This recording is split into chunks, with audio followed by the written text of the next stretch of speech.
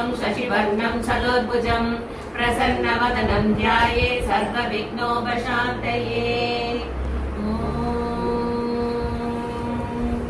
सिन्दूरारुणविग्रहां त्रिनयनां माणिक्यमौलिस्फुरत् तारानायकशेखरां स्मितमुखीमापीनवक्षोरुकां पाणिभ्यां मणिपूर्णरत्नचषकं रक्तोत्पलं बिभ्रतीं सौम्यां रत्नगढस्थरक्तचरणां ध्यायेत् परामम्बिकाम्।